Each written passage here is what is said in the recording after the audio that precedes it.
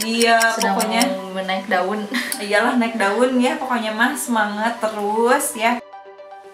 Hai, welcome back to my YouTube channel More Anessa.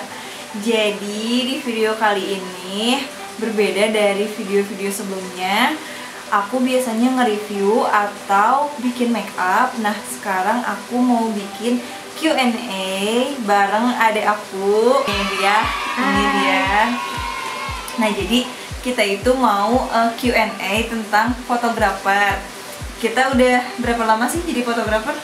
Nah, dari 2020 ya. Nah, jadi kemarin itu aku sempat buka Q&A di Instagram aku beberapa waktu lalu sih. Nah, ada yang nanya juga, ternyata ada yang respon. Nah, selain itu video ini untuk mata kuliah jurusan Desain Komunikasi Visual, mata kuliah aku di mata kuliah Teori Komunikasi. Nah, dia membantu aku. Terima kasih. Oke, sekarang lanjut ke videonya ya. Nah, jadi yang pertama ini ada dari teman aku nih. Aku nggak bakal sebutin ya namanya, tapi dia nanyain kayak gini, kenapa milih jadi fotografer, enggak jadi modelnya aja? Oke, dari kamu dulu. Sebenarnya aku pribadi nggak milih fotografer sih, cuman awalnya tuh cuman bantu-bantu ayah doang gitu. Tapi lama kelamaan jadi terbiasa, jadi bisa suka sendiri, gitu ya, jadi jadi suka, jadi pose-pose sendiri, terus jadi disuruh foto pengantin sama teteh berdua. Nah, gitu.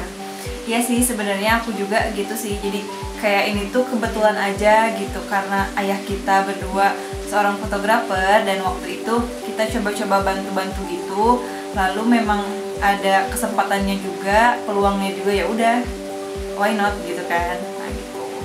Kalau jadi modelnya kayaknya untuk foto model kita nggak cocok deh ya. Terlalu jelek. Nggak kemukain. Oke, lanjut. Suka duka jadi fotografer. Oke, apa nih? Sukanya jadi kita bisa bikin suatu pose yang bagus gitu, bisa memuaskan konsumen. Oke. Ya, kalau sukanya. Kalau dukanya apa nih? Gara-gara ribet mau pose tapi ada orang yang lewat itu gitu. tamu undangan tuh yang undangan. biasanya kan, jadi kita itu motonya itu kita kan nggak terlalu banyak job yang di gedung ya. Jadi foto di daerah yang perumahan gitu ya, yang kampung-kampung gitu ya. Karena nggak ada WO-nya, jarang ya, jarang pakai WO. Nggak ada MC atau MC-nya juga yang hampir sama sih. Aku juga kalau sukanya itu ngerasa kayak seneng aja gitu pas ngeliat hasilnya itu, wah bagus ya, apalagi si konsumennya tuh puas gitu dengan hasil kita. Dan lewat foto itu aku pribadi sih bisa berkarya gitu ya. Oh, ini hasil aku gitu, bisa mengakui kalau itu karya aku kayak gitu. Oke, lanjut. Nah, ada yang nanya kelebihan lensa fix apa teh? Kelebihannya jadi foto depannya tuh jadi foto blur gitu ya. Jadi blur belakangnya gitu. Ya, jadi bagus deh itu fokusnya ke objek kita doang. Objek kan zaman sekarang gitu ya, kita banyak foto-foto blur yang belakangnya tuh blur, area pelaminannya di depannya itu apa sih ya, fokus ke kita, fokus ke objek dan gitu. kayak tren, jadi tren juga, tren masa kini kan gitu bagusnya. Nah, lanjut. Ada Kak, kalau pemula itu mending pakai Nikon apa Canon nih ya. Menurut aku sih kalau untuk pemula di sini aku udah cobain dua-duanya. Hanya perbedaannya itu Canon dan Nikon itu menurut aku hanya di warna dan apa sih, ketajaman aja. Sebenarnya sih tetap sama bagus ya kamera itu, dua-duanya bagus kata aku. Cuman itu mah tergantung sukanya kemana gitu kan. Ada orang yang prepare apa sih, kayak nyaman gitu utak-atik si manual modenya kalau di Canon atau apa di Nikon gitu. Ada yang kayak gitu kan gitu ya. Tapi dua-duanya juga bagus ya. Tetap sama sih. Gimana lensanya aja sih. Itu. Kalau lensanya bagus ya bagus. Ya, terus cara yang makainya harus belajar lagi kayak gitu. Nah, terus Teh bisa motret belajar otodidak apa kursus? Nah kebetulan kita itu otodidak ya. Dan terbiasa, jadi kayak udah dari nggak belajar juga, kita udah terbiasa sendiri gara-gara bantu ayah. Gara-gara gitu, jadi learning by doing gitu kita teh. Jadi belajar di lapangan sebenarnya secara teori itu kita nggak ngerti kan gitu ya. Apa sih kadang-kadang aku terutama aku ya di mata kuliah aku yang fotografi, aku ISO apa sih diafragma, aku tuh sebenarnya nggak tahu gitu, tapi aku tahu gitu kalau pas motonya itu cara mengoperasiinnya gimana, dan kalau luar harus berapa gitu, kalau untuk di ruangan berapa, tapi kalau secara teori ini harus berapa, jadi ngeblank gitu. Kayak gitu. Oke, lagi ini tadi udah dijawab ya, ada duka jadi ada yang nanya lagi, dukanya menjadi fotografer tadi udah ya. Nah terus Kak pengen tutorialin dong foto mode manual. Nah kebetulan kita lagi nggak pegang kamera, jadi kameranya dipakai video. Jadi lain waktu aja ya. Oke, lagi. Ini ada yang nanya lagi, kenapa seneng jadi fotografer? Kita tambahin lagi deh ya. Selain tadi kita bisa berkarya, sebenarnya yang bikin aku seneng itu jadi fotografer itu ya menambah menambah relasi ya, selain daripada kita punya karya. Di saat kita job tiap minggu ya, kita ketemu orang baru, relasi baru, keadaan baru, dan kita juga jadi lebih bisa membaca kriteria orang gitu ya. Banyak pengalaman, kenal sama orang-orang yang udah lebih dewasa gitu ya. Ya pokoknya bisa bersosialisasi juga, sosialisasi yang penting, membangun relasi. Terus aku pengen nanya nih ke Sutra, menurut Sutra gimana sih maksudnya jadi fotografer? Kan Sutra masih SMA nih ya. Nah gimana sama pelajaran? Maksudnya ada keganggu gak apa gimana?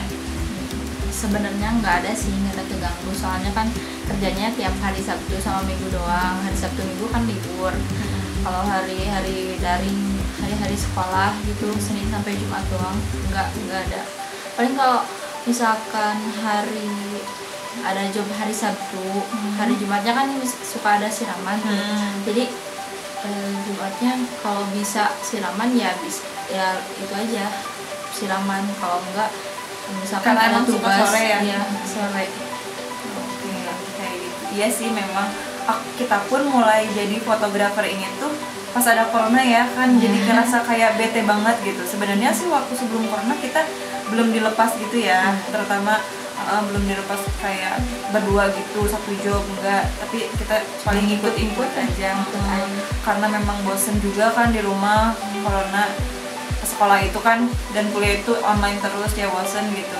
Nah itu salah satu cara kita juga untuk kayak ngelemparin stres kita setiap minggu gitu, ketemu orang ya minimal ada keluarnya lah gitu ya. Ketinggalan ya, ada pertanyaan lagi nih. Jadi pertanyaan itu cara belajar terus dapet job apa private. Nah ini ya jawaban dari aku itu, jadi kita itu cara dapetin jobnya karena kita itu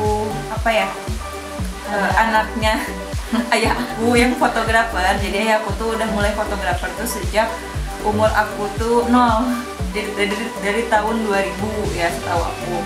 Jadi ayah aku tuh dulu bukan fotografer wedding tapi fotografer keliling gitu, ayah yang masih ayah kita aku doang. Jadi ayah kita itu dulu fotonya keliling gitu kan ya, foto-foto anak kecil, bayi yang kayak gitu, foto yang kayak gitu. Nah baru aku tahu sih kira-kira sekitar tahun 2007 apa 2008. Jadi beliau baru fokus ke foto wedding. Kita udah punya namanya teh kayak kerjasama sama WO atau riasan gitu ya. Jadi setiap minggunya tuh hampir alhamdulillah ada gitu, karena kita udah sering kerjasama. Jadi si WO itu kalau dapet job foto pengantinnya kita gitu. Nah kalau untuk pemula mungkin aku saranin sih bisanya kalian promosiin portofolionya di Instagram gitu ya, bisa aja. Lalu mungkin akun juga maksudnya mungkin akun buat promosi boleh ya. Terus ke temen-temen ya tawarin gitu ya. Kayak gitu memang susah sih kalau emang dari bawah gitu, karena kita juga kalau bisa dibilang ini tinggal nerusin aja ya, ya kan, bukan dari apa ya, bukan dari nol gitu ya, membangun si More Foto. Buat kalian yang mau kepo, Instagram kita ada di @morefotografi7 di Instagram. Kita lokasinya itu di Sukabumi. Ya siapa tahu kalian tertarik atau mungkin mau tanya-tanya atau nggak mau lihat hasil karya kita, di situ ada juga. Di follow ya, nanti di follow. Jadi segitu video dari kita ya. Pokoknya Oke, segitu video dari kita. Semoga videonya bermanfaat. Pokoknya untuk kalian yang mau jadi fotografer atau sedang merintis atau sedang apa? Iya, pokoknya naik daun. Iyalah, naik daun ya. Pokoknya mah semangat terus ya. Oke, kalau kalian mau follow kita berdua juga boleh di @more_agnesa dan dia. Ada di bawah. Ya, pokoknya nanti di bawah disertain. Pokoknya segitu aja, mohon maaf bila ada salah-salah kata.